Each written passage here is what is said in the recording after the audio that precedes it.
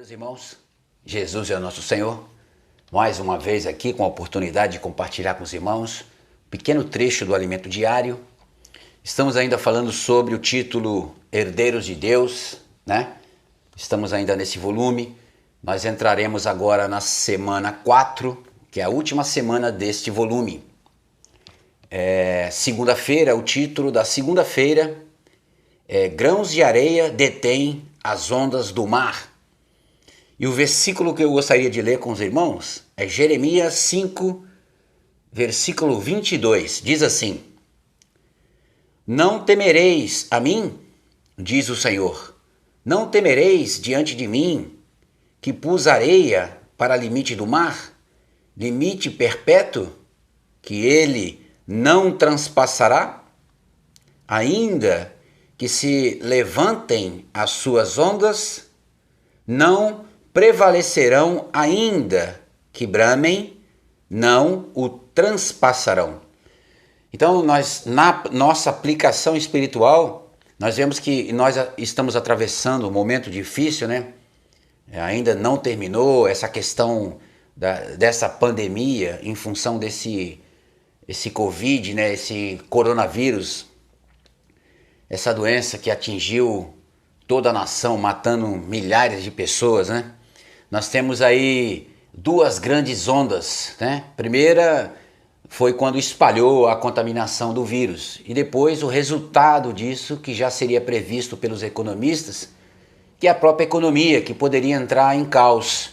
Isso causaria um grande dano, além do dano que causou a própria doença, matando milhares de pessoas.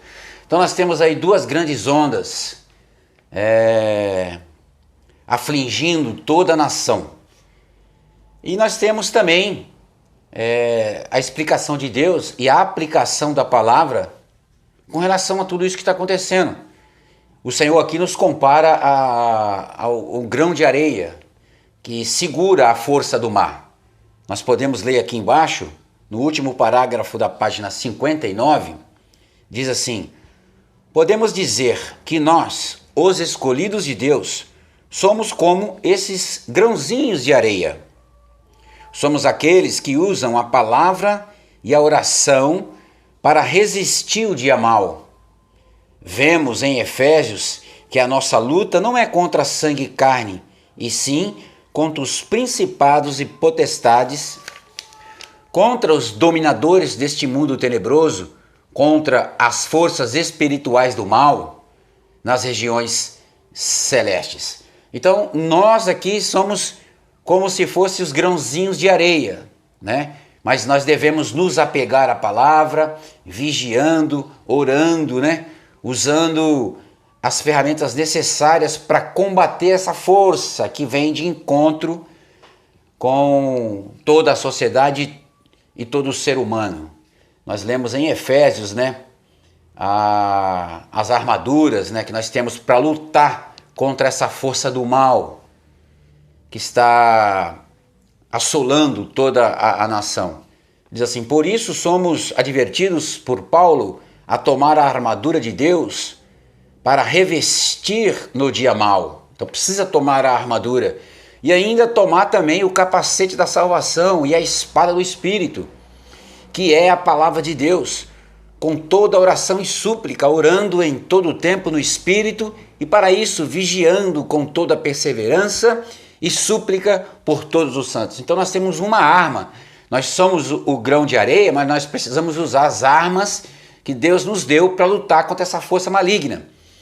Mais um trechinho aqui do alimento diário, diz assim: vemos então o quanto precisamos apegar-nos cada vez mais à palavra de Deus e ter uma vida de oração. Somos frágeis grãozinhos, mas temos a espada do Espírito em nossas mãos, que é a palavra de Deus e a oração.